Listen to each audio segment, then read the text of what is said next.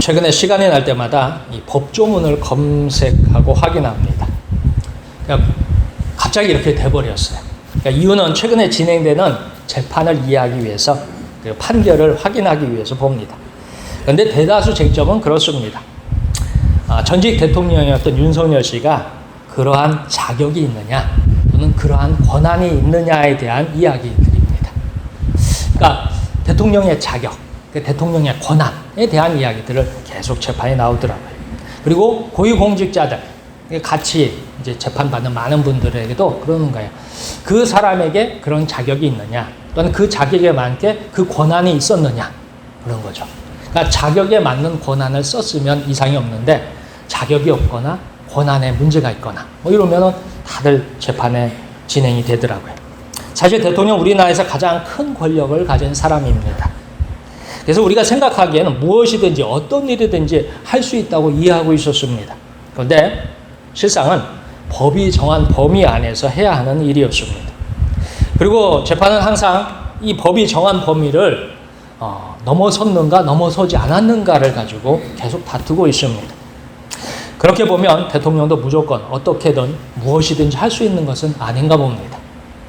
개인적으로 전직 대통령을 좋아하지는 않습니다. 다만 억지로 그가 대한민국을 위해서 했던 긍정적인 일이 있다면 몇 가지를 꼽을 수 있습니다. 첫째는 국민에게 법을 강제로 공부하게 했습니다. 관심 없었는데 이 일로 말미암아서 법을 조금씩 공부하게 됐어요. 두 번째는 대한민국 민주주의 역사를 공부하게 되었습니다. 민주주의가 무엇인가 라는 것을 이번 일을 통해서 다시 한번 이렇게 찾아보고 그것을 확인하게 되었어요. 세 번째는요, 대한민국 기득권에 숨겨진 진실을 가르쳐 주었습니다. 그들이 국민들 모르게 무슨 일을 했었는지, 그리고 국민들 모르게 어떤 이익을 취했는지 그런 것들을 확인할 수 있었습니다. 네 번째는요, 교회의 부끄러운 모습을 밝혀주었습니다. 참으로 이것은 칭찬받을 만합니다. 그래야 교회가 개혁되고 고쳐나갈 수 있기 때문입니다. 아마 이 일이 없었으면 교회는 그냥 세상의 흐름 따라서 그대로 흘러갔을 거예요. 근데 이 일로 말미암아서 교회가 얼마나 잘못하고 있는지, 무엇이 문제인지가 자꾸 이렇게 드러나고 있어요. 물론 그것이 우리에게 상처가 되고 짐이 되고 때로는 그것이 우리에게 큰 부끄러움이 되긴 하지만 그것은 알고서 고치는 것과 모르고서 넘어가는 것은 다릅니다. 그렇다면 오늘 그리스도인의 자격은 무엇일까요? 만약 그런 자격이 있다면 누가 우리에게 자격을 주었을까요? 그리고 자격을 가진 그리스도인이 행하는 일은 무엇일까요? 오늘 말씀을 통해서 교인으로, 성도로 자격을 갖추고 교인으로, 성도로 살아가기를 축원합니다.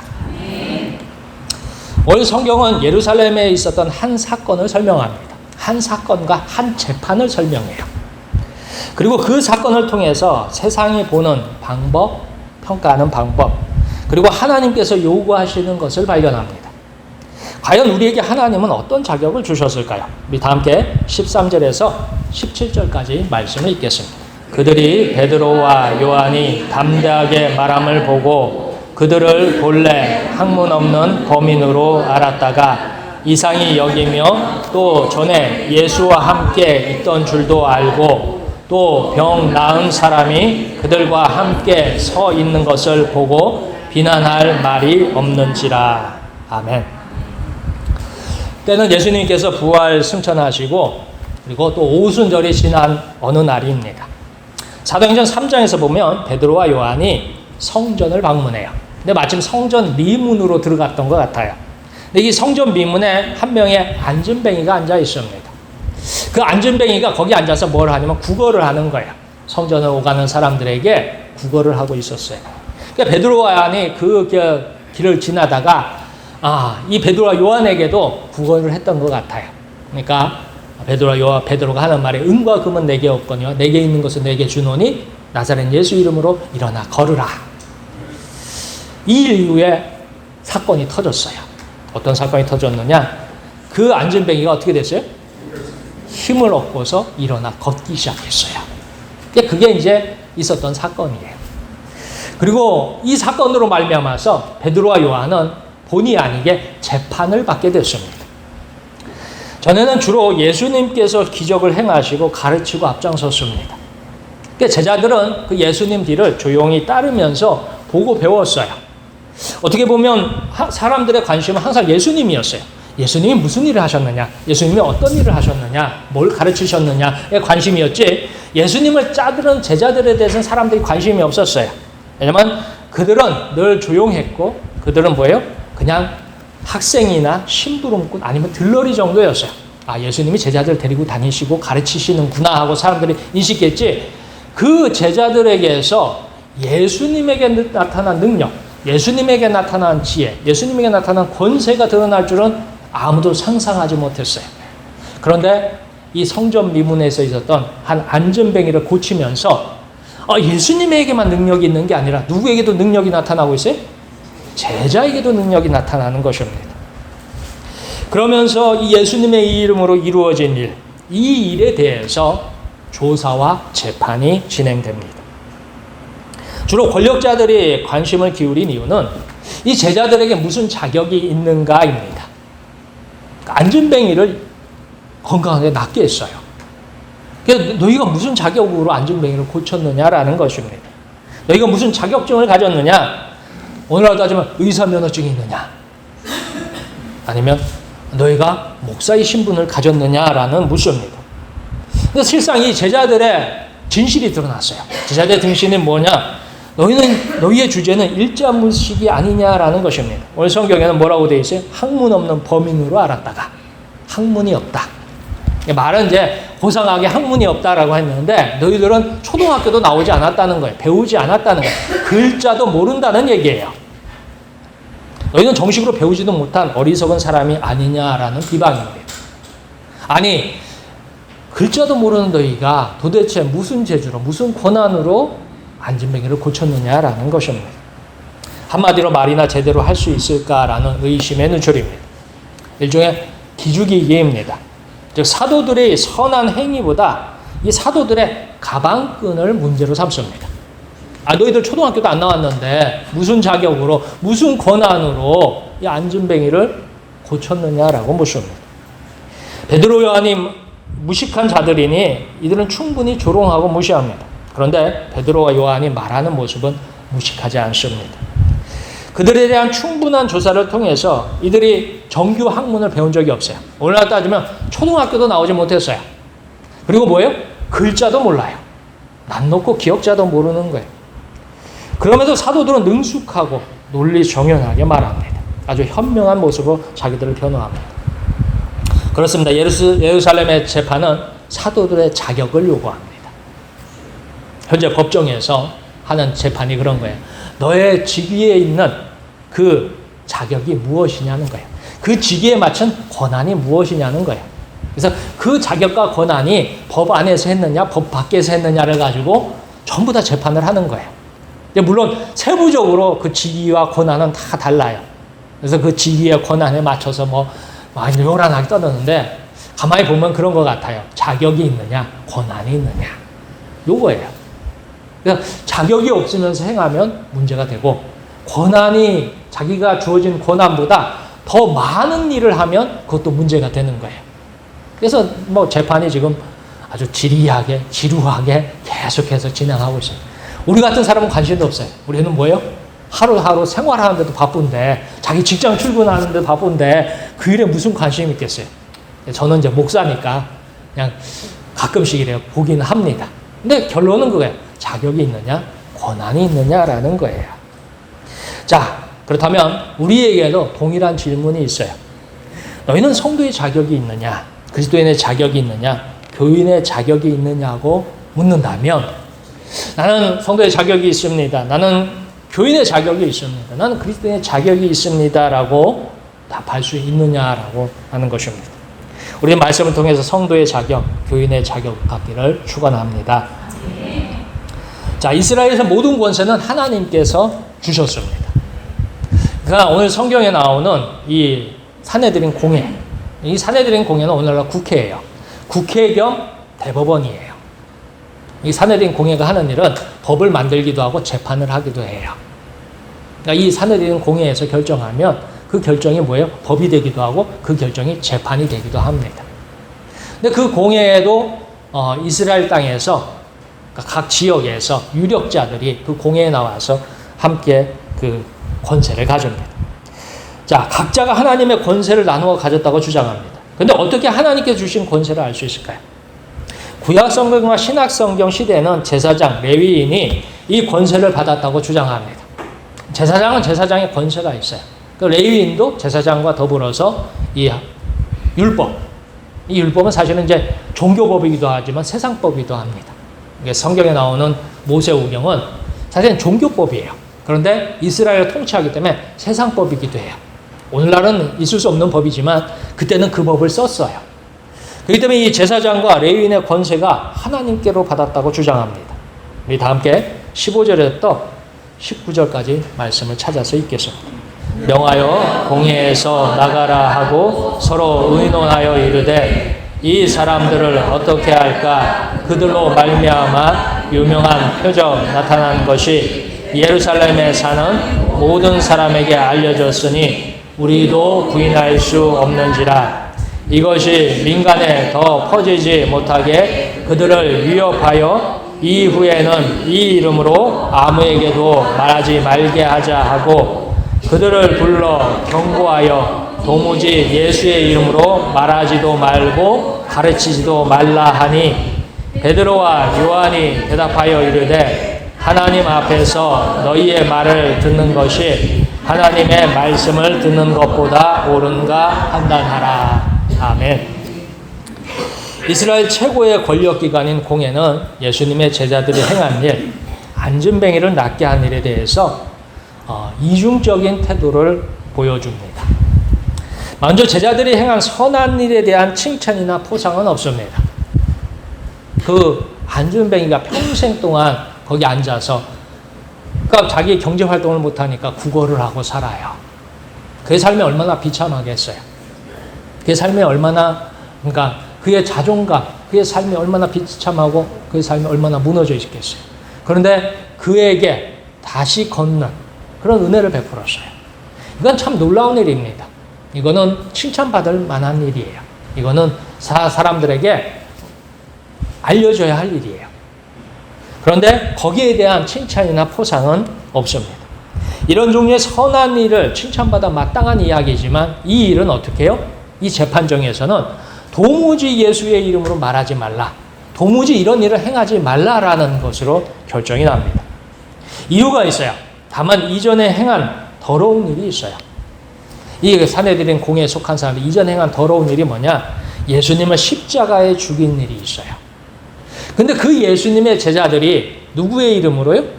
예수님의 이름으로 놀라운 일을 행하니까 이것을 뭐예요?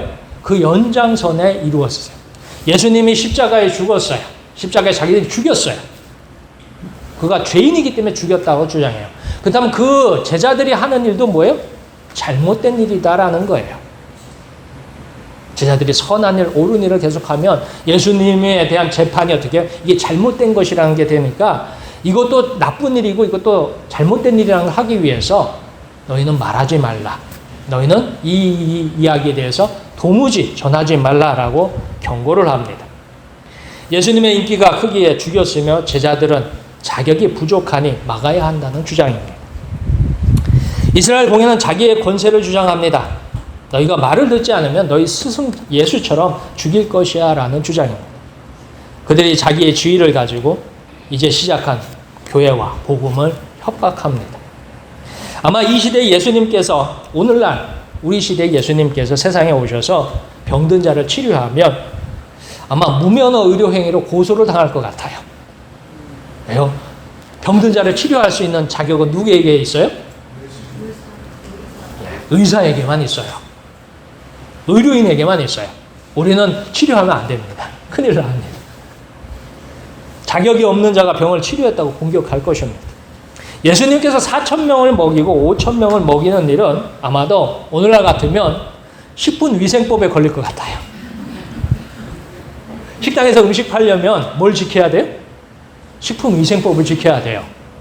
그거를 어기면 식당 영업을 하면 돼요? 안 돼요? 안 되죠. 예수님은 뭐예요? 4,000명, 5,000명한테 뭐예요? 물고기와 빵을 가지고서 기도해가지고 막 먹였잖아요. 문제 삼자면 식품위생법에 걸릴 것 같아요. 이미 제사장과 레위인과 이 공회는 자기들의 입맛에 맞는 법을 가지고 교회와 복음을 핍박합니다. 너희가 우리 말을 듣지 않으면 충분히 괴롭혀 줄 수 있어라고 협박합니다. 왜냐하면 너희에게는 자격이 없으니까라고 공격합니다. 왜요? 제사장과 레위인은 우리는 하나님부터 자격을 받았지만 너희 예수와 예수를 따르는 너희는 하나님부터 받은 자격이 없다라는 주장입니다. 사실 이스라엘의 제사장과 레위인의 자격은 하나님께 받은 것이 맞습니다. 그렇다면 다음으로 중요한 내용이에요. 그런 자격을 받았으면, 그런 권한을 받았으면 그 하나님께 주신 자격에 맞는 일을 하는가라는 것입니다. 자격을 받았어요. 그런 권한을 받았어요. 그러면 그 권한대로 어떻게 해요? 일을 해야 돼요. 근데 일을 어떻게 해요? 하지 않는 거예요. 그 해야 하는 일을 하지 않고 있고 자기의 욕심과 자기의 목적을 위해서 사용하고 있는 것입니다. 하나님께서 주신 권한을 하나님께서 원하시는 대로 사용하는가라는 것입니다. 예수님이 이 땅에 오신 이유가 그거예요. 하나님께 자격을 받고 권한을 받은 사람이 하나님의 일을 하지 않는 거예요. 하나님이 원하시는 일을 하지 않고 자기의 일을 하고 자기 욕심의 일을 하고 있어요. 그러니까 예수님께서 이 땅에 오셔가지고 뭐예요? 예수님도 어떻게 해요? 하나님이 주신 자격과 하나님이 주신 권한으로 일을 하시는 것입니다. 근데 자유민주주의는 프랑스의 혁명에서 시작되었습니다. 프랑스가 민주주의의 혁명의 근본이에요. 그래서 프랑스인들이 지금도요, 민주주의 하면 아주 콧대가 높아요. 근데 재미있는 현상은요, 이 혁명가들의 주장이 성경에 바탕을 두고 있습니다. 여러분들은 혹시 들어보셨을까요? 천부인권설이라는 얘기가 있어요. 이게 뭐냐면 하늘의 아버지가 사람에게 권리를 주었다라는 거예요. 그래서 창세기에 보면 하나님께서 뭐예요? 복을 주셨다라고 나와요. 남자와 여자를 지고 그들에게 생육과 번성과 복을 주셨다는 바탕으로 천부인권설을 주장합니다. 그래서 하나님께서 모든 사람에게 권세를 주셨기에 신분이나 성별이나 빈부나 학력에 관계없이 동등한 권리를 가진다는 주장입니다. 이게 근대 민주주의의 기본적인 주장이에요. 근데 이 혁명가들과 싸웠던 왕정파, 왕당파가 있어요. 이 사람들도 뭐라고 주장하면 하나님께서 우리 왕에게 권리를 주셨다, 권한을 주셨다라고 주장해요. 이게 뭐냐면 이건 왕권 신수설이에요. 이것도 성경을 바탕으로 주장해요. 왜냐하면 성경에 보면 하나님께서 왕을 세우잖아요. 사울왕도 세우고 다윗왕도 세우고 북이스라엘 왕들도 하나님의 선지자가 기름 부어서 세우잖아요. 그러니까 뭐예요? 이 당시에 이 프랑스에 있던 왕도 누가 세웠다고요? 하나님께서 세웠다는 거예요. 둘 다 성경에 나오잖아요. 근데 둘이 서로 죽이고 죽이는 전쟁을 해요. 그러니까 서로 충돌하는 거죠. 그러면 누구의 말이 맞을까요? 누구의 말이 맞느냐 하는 것입니다. 인권과 왕권의 권리가 하나님께서 왔다고 주장하면서 서로 죽고 죽이는 전쟁을 했습니다. 자, 그렇다면 누가 하나님께서 인정한 권리를 가졌을까요? 여러 간단합니다. 하나님의 뜻에 순종하는 자가 하나님께 권리를 받았습니다. 그럼 하나님께 순종하는, 나도 하나님께, 그러면 다 보면 다 하나님께 순종한다고 얘기를 해요. 근데 오늘 성경에도요, 이 사내들인 공회에 있던 제사장과 레위인과 소속된 많은 권세자들이 우리는 하나님께 권세를 받았다라고 주장하면서 재판을 하고 있어요. 근데 이 베드로와 요한도 뭐예요? 우리도 누구에게 권세를 받았다고요? 예수님의 이름으로 하나님께 권세를 받았다 하면서 안진뱅이를 고쳤어요. 그럼 누가 진짜 하나님의 권세와 자격을 받았느냐 하는 거예요. 이거는 성경에서 그 기적으로 나타났어요. 안진뱅이가 고쳐짐을 통해서 뭐예요? 하나님의 권세와 권한이 그곳에 드러났다 하는 것입니다. 이제 우리는 하나님의 뜻에 순종하면서 하나님의 뜻대로 살기를 축원합니다.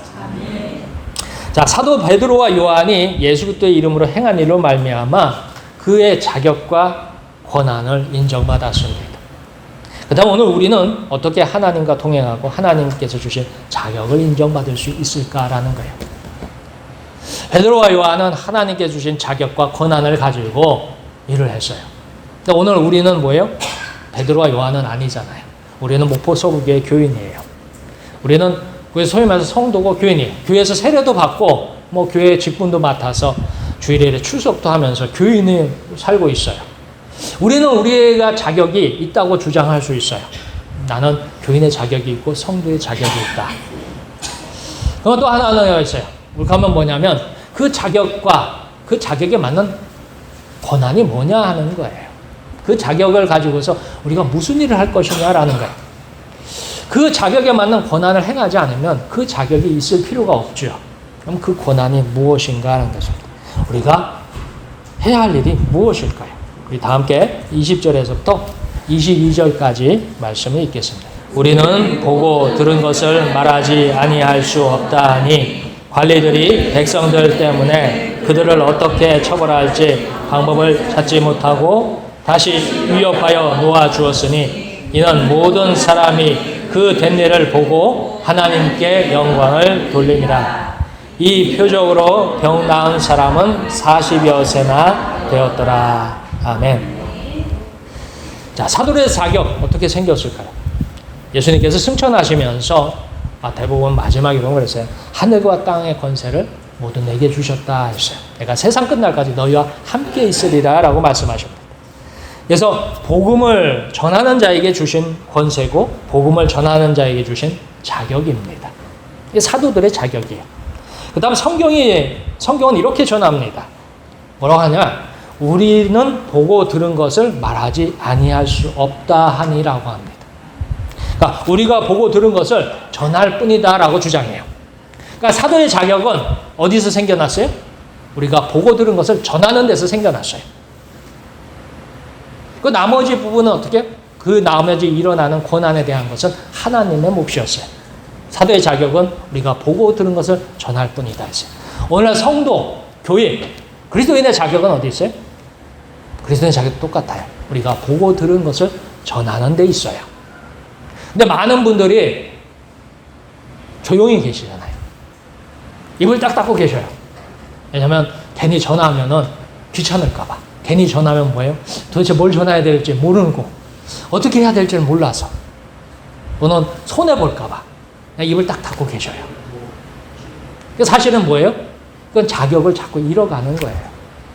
여러분이 예수 믿고 목포소교회 교인의 자격, 성도의 자격은 어디냐? 우리가 보고 들은 것을 전하는 거예요. 예수님을 믿는 성도, 교인, 그리스도인의 자격은 보고 들은 것을 전하는 일에서 시작합니다. 자, 그러면 우리는 과연 무엇을 보고 무엇을 들었을까요? 자, 이제 보고 들은 것을 전해야 돼요. 보고 들은 걸 전하다 보니까 세상에 그런 사람들도 많더라고요. 보고 들은 걸 전하긴 해. 뭘 전하면 교회에서 싸우더라. 이걸 열심히 전해요. 그리고 뭐예요? 교회에서 세상보다 더하게 시기하고 미워하더라 라고 전해요. 이거 전하라고 성도의 자격, 교인의 자격이 주어졌을까요? 아니면 하나님께 기도하고 응답받는 것을 보고 듣는 것이 중요할까요? 사실 이 문제는 중요합니다. 여러분들이 무슨 이야기를 하느냐에 따라서 여러분의 자격이 자격으로서의 가치가 있는지 자격을 상실하게 되는지 달라지는 거예요. 우리는 예수님을 만나야 합니다. 많은 사람이 예수님을 어떻게 만났느냐 의심해요. 그분은 성경에만 기록된 분이라고 생각합니다. 성경도 예수님께서 승천하셨다고 해요. 승천하셨으니까 이 땅에 없다라고 다들 그렇게 주장해요. 그러니까 예수님을 못 만난다라고 얘기합니다. 예수님 여전히 살아계신 분이십니다. 그렇게 만날 수 있습니다. 심지어 성경도요. 너희가 간절히 나를 찾으면 나를 만날 것이요 라고 약속하십니다. 그렇게 성경을 읽어야 합니다. 성경에는 예수님의 뜻을 구별하는 법이 예수님을 만나는 길에 있습니다. 이렇게 예수님을 만나고 기도하고 응답받는 일들을 우리가 보고 듣고 전해야 하는 일입니다. 그래서 여러분들한테 제가 기도 수첩을 자꾸 강조를 하죠. 기도 수첩 하도 강조하니까 이제 다 아실 거예요. 이 정도 얘기하면 벌써 다 알아. 왜요? 하도 강조를 해서. 여러분들 기도 수첩을 적으세요. 이름을 적고 가족들의 이름을 쭉 적으세요. 그리고 기도를 하세요. 그리고 응답을 받으셔요. 기도를 많이 하는 거 중요해요. 기도를 잘하는 것도 중요해요.